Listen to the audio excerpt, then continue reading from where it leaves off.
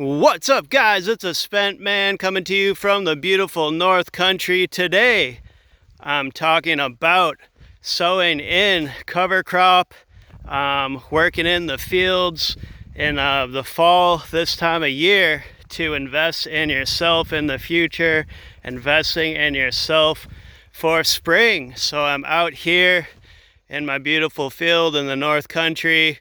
This is where my beans were, and I got the ground all disced up and ready to receive my cover crop, my rye seed. And in the past, I've been a little too burnt out and overworked in the summertime to get my cover crop in time. So this year, since I've been taking it a little more easy and looking after myself a little bit more, I have the time and the wherewithal to get my cover crop in the fall. And check it out. So my beans were in this field, and this is kind of my bread and butter. This is the type of farming that I like to do. I like to do one and done crops, beans, corn, squash, potatoes, and I like to grow them in big fields like this and get a big amount. I'm less into the type of new school World Economic Forum market gardening, the eats the bugs type tropes. I'm not really that into that stuff, but this is what I'm into. So we're not going to be using pesticides or herbicides or anything like that.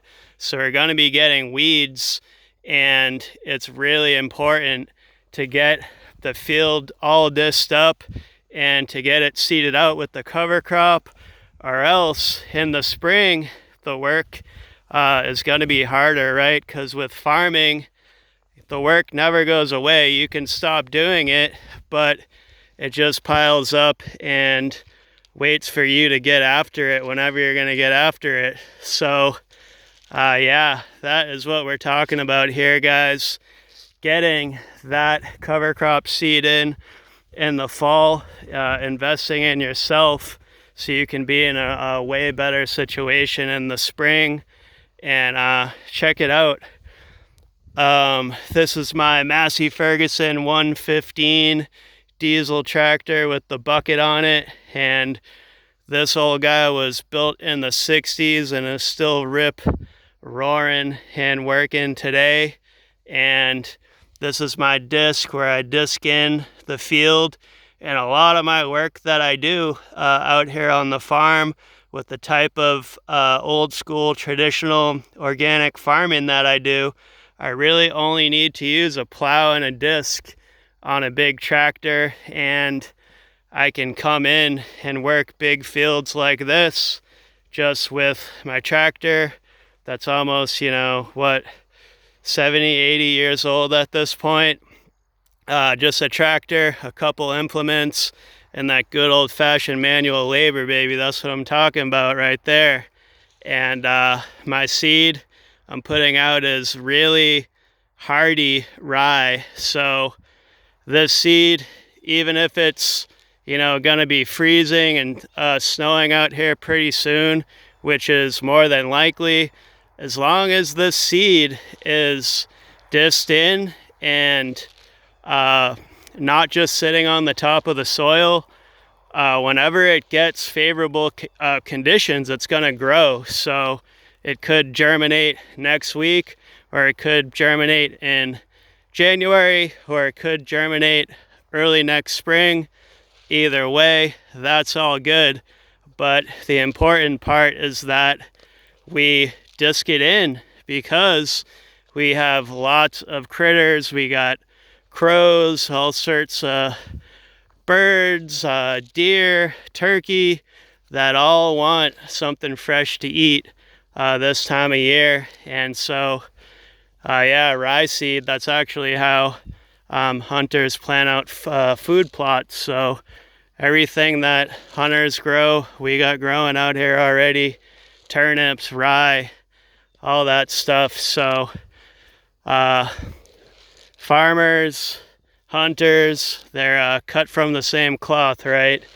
But the whole point of this video is to show invest in yourself, right? Because there's a lot of stuff out there in the world today which tells us to not invest in ourselves, which tells us that it's selfish to invest in ourselves. But we got to be able to show a good amount of self-love to make our spring, to make our future better, and to be self-sustainable in the future. So everything that's going on out here in the field has, metaphysical and spiritual, deeper meanings, right? Because a lot of the mythology in the world, and I mean mythology in a positive sense, comes from agriculture, right?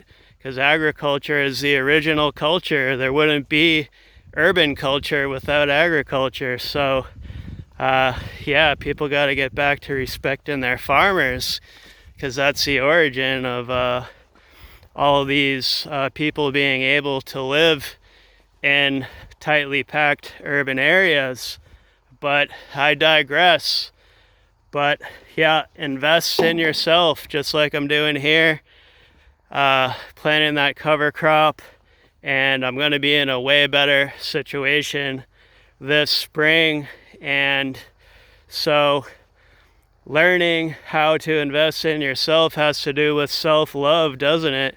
And I talked a little bit earlier about how culture kind of trains us to think that we're selfish if we're working on our own mind, body, soul, and our own well-being. And this is just nonsense, right? Because we have all these collective organizations out there that want to cannibalize people's compassion, right? And I'm talking about groups like BLM and all of these sort of more viral groups out there in the world right now. And the message is to not invest in yourself. So I'm talking about invest in you spiritually and in the material world, right? I'm going to show you a silver coin I got right here. Pretty funny one. Check it out right here, guys. Sorry for this. Boom, more hand action. But right here, got that silver coin. And look at this beast, the three-headed beast. And we got Biden, Pelosi, and Fauci with this mask on there on one side, and on the other, inflation is coming. So invest in yourself and try and work on the self-love, man. It's hard for me too. I'm working on that, and disregarding the things that the collective cannibals of compassion kind of bring up, where they want to vampirize our compassion and tell us what we ought to care about. And a lot of times it's not things that are conducive to investing in ourselves. A lot of times it's, taking advantage of our own lack of self-love, our own lack of compassion for ourselves, and weaponizing that against us to support these kind of astroturf collective movements. And so that is my message about investing in yourself. The same way that we do it in the field, we spread that seed, spread that awareness, and try and keep ourselves up and ready for the spring, investing in ourselves, making our spring more fruitful and easier and, flowing better, instead of trying to work against everything. That's the message, investing in yourself, and developing that self-love, baby. That's what I'm talking about. From the beautiful North Country, this has been the Spent Man. Invest in yourself, cultivate them fields in the fall, and you'll be ready for spring. So thanks so much for watching, guys. This has been the Spent Man, coming from the beautiful North Country. Let's go.